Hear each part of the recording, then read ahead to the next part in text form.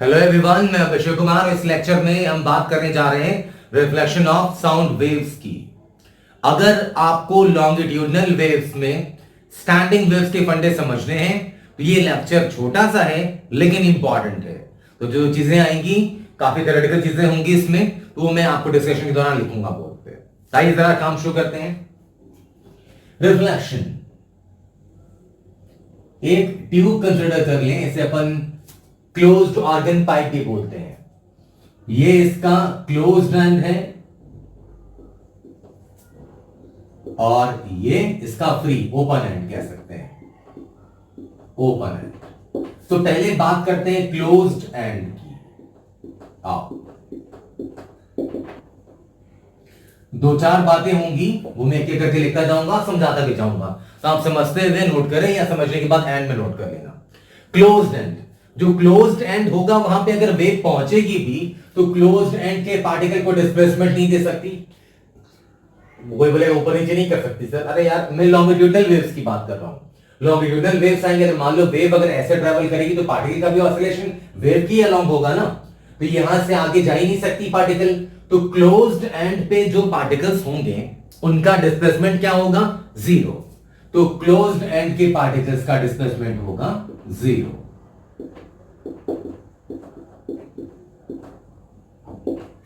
सबसे पहली बात, तो अगर पार्टिकल्स का डिस्प्लेसमेंट जीरो है मतलब क्लोज्ड एंड जो है वो पार्टिकल्स के लिए कैसा बिहेव करेगा? नोड के जैसा। तो मतलब क्लोज्ड एंड जो है वो है डिस्प्लेसमेंट नोड, डिस्प्लेसमेंट नोड।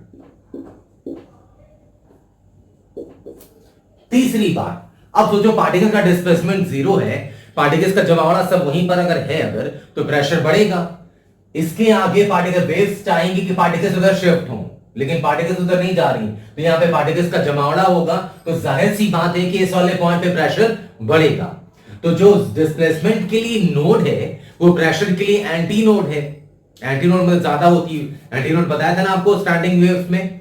तो ये डिस्प्लेसमेंट के लिए तो नोड है, पार्टिकल इसके आगे जा नहीं सकती।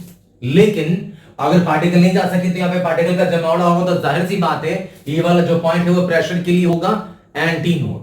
तो जो क्लोज्ड एंड है वो प्रेशर एंटी नोड है, यहां पे प्रेशर बढ़ेगा। अब आप सोचें कि अचानक प्रेशर कैसे बढ़ा होगा, यहां पे क्या वजह रही होगी? यहां पे वेव आके टकराई होगी क्लोज्ड एंड पे और एक वेव रिफ्लेक्ट हुई होगी, है ना?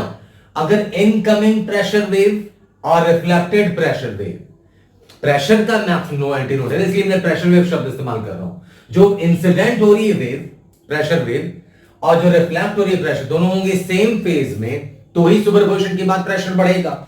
अगर मान लो इंसिडेंट प्रेशर वेव का साइकिल ये है और रिफ्लेक्टेड का साइकिल ये है, तो दोनों अगर ऐड होंगी तो प्रेशर नेट बढ़ जाएगा।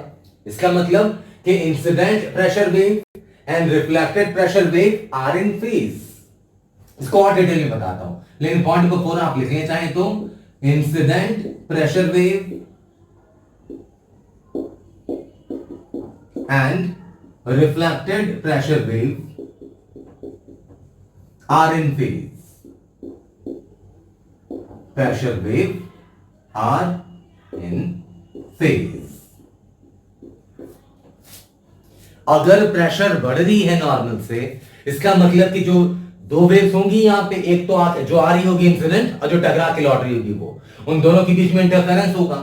यहां पे प्रेशर बढ़ा है, इसका मतलब कि दोनों सेम फेज में होंगी, तभी तो सुपरपोजिशन के बाद नेट प्रेशर बढ़ जाएगा। इसलिए इंसिडेंट प्रेशर वेव और रिफ्लेक्टेड प्रेशर वेव दोनों होंगी सेम फेज में। कहने का मतलब क्या है? कहने का मतलब इसका एक मायना और भी है कि अगर क्लोज्ड एंड पे कंप्रेशन पल्स हिट करेगी तो रिफ्लेक्टेड पल्स भी कंप्रेशन की होगी। अगर क्लोज्ड एंड पे रेयर फैक्शन पल्स हिट करेगी तो रिफ्लेक्टेड पल्स जो है वो भी रेयर फैक्शन ही होगी। मतलब compression will reflect as compression and rarefaction will reflect as rarefaction, same phase में, है ना? तो इसका मतलब ये भी हुआ, मैं लिख दूं, compression will reflect as compression, compression will reflect as compression। या फिर रेयर फैक्शन सेम फेज में है तो rarefaction will reflect as rare faction.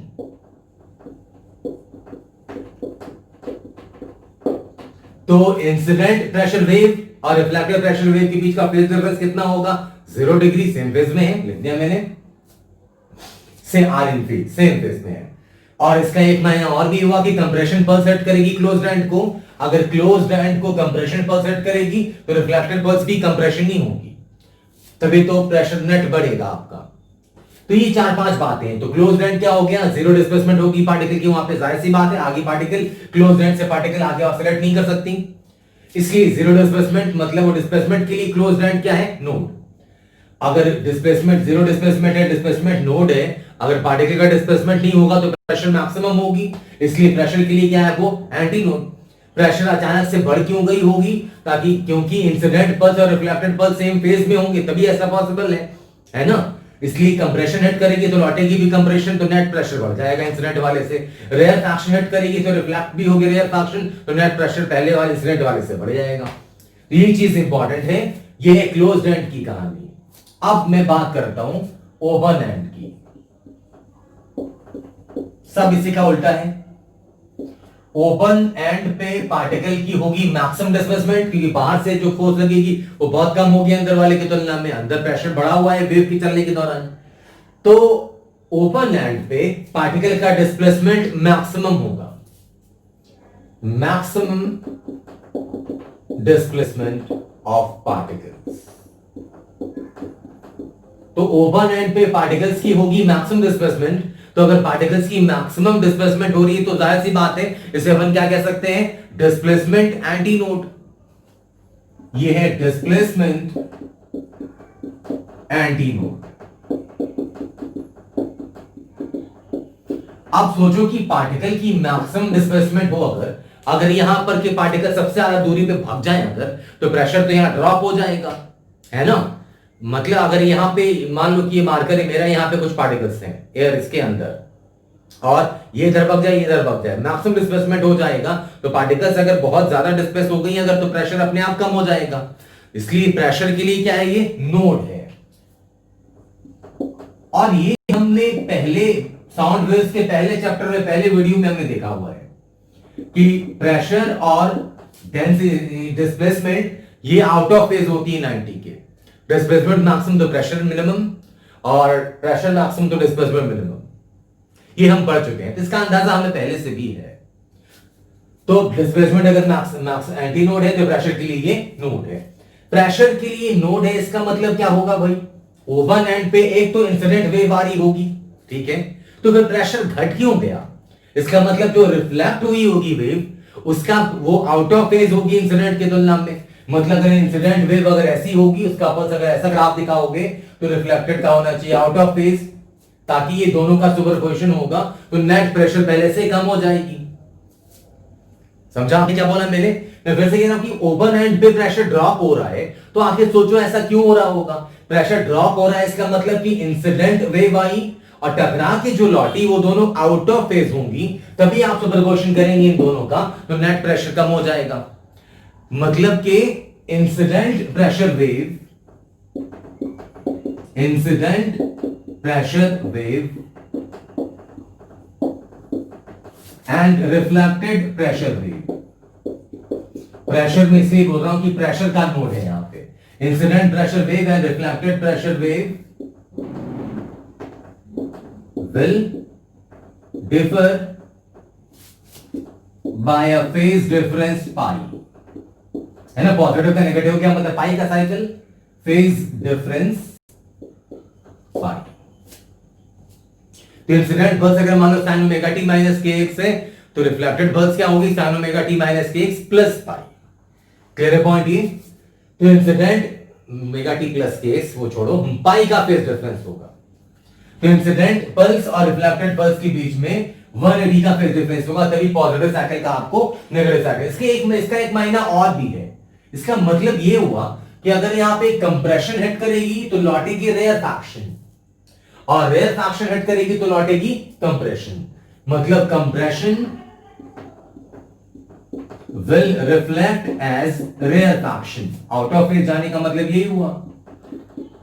Compression will reflect as rarefaction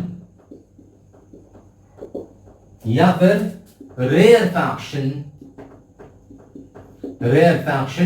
will reflect as compression. ये तो ओपन एंड की और closed end की ये छोटी सी कहानी थी.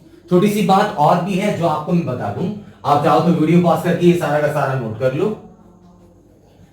तो फाइनली अगर यहां से बनाऊं, ये इसे क्या कहते हैं अपन, क्लोज्ड ऑर्गन पाइप. एक ट्यूब जिसका एक एंड क्लोज्ड है, ये है क्लोज्ड ऑर्गन पाइप. तो अगर मैं ऐसा बनाऊं स्टैंडिंग वेव, देखो ये क्या है, एंटीनोड, और ये क्या है, नोड. तो ये किसके लिए है, ये किसके लिए होगा, क्लोज्ड एंड नोड किसके लिए होता है, डिस्प्लेसमेंट के लिए. तो ये है डिस्प्लेसमेंट वेव. और इसी में अगर मैं प्रेशर वेव बनाना चाहूं तो मुझे ऐसे बनाना पड़ेगा. हाँ, डॉटेड लाइन से बना दो, ऐसी कोई बात नहीं है, किताबों में डॉटेड लाइन ही दिखाते हैं. ये देखो यहां पे जीरो है क्या, प्रेशर क्लोज्ड एंड पे. तो ये और क्लोज्ड एंड पे प्रेशर, यहां पे ये मैक्सिमम दिखा रहा हूं मैं. तो क्लोज्ड एंड पे मैक्सिमम क्या होता है, प्रेशर. तो ये नोटेशन है, ये रिप्रेजेंटेशन है प्रेशर वेव की लिए. तो मतलब एक क्लोज्ड पाइप में या किसी भी ट्यूब में अगर स्टैंडिंग वेव्स बनेंगी तो ये श्योर शॉर्ट केस है कि जो क्लोज्ड एंड होगा वो डिस्प्लेसमेंट के लिए होगा नोड, और प्रेशर के लिए होगा एंटी नोड. और जो ओपन एंड है, ओपन एंड वो डिस्प्लेसमेंट के लिए होगा एंटी नोड, लेकिन प्रेशर के लिए क्या होगा, नोड. तो आप ये दोनों के दोनों प्लॉट्स बना सकते हैं. दोनों रिप्रेजेंटेशंस हैं स्टैंडिंग वेव्स के ही, लेकिन एक डिस्प्लेसमेंट के लिए है और जाहिर है दूसरा प्रेशर के लिए है. तो रिफ्लेक्शन की छोटे छोटे फंडे जो बताए मैंने, वो चीजें इंपॉर्टेंट है, याद रखें. छोटे क्वेश्चन डायरेक्ट बन जाते हैं इस पे. और इन्हीं इसी डिस्कशन के आधार पे हम ऑर्गन पाइप्स की कहानी शुरू करेंगे अगले लेक्चर से. तो ये छोटी सी सेशन, छोटी सी क्लास, छोटा सा सेशन आए हो क्या आपको समझ में आया होगा. मिलते हैं अगले क्लास में नए टॉपिक के साथ. तब तक अपना ध्यान रखिए. Thank you so much. जय हिंद, जय भारत.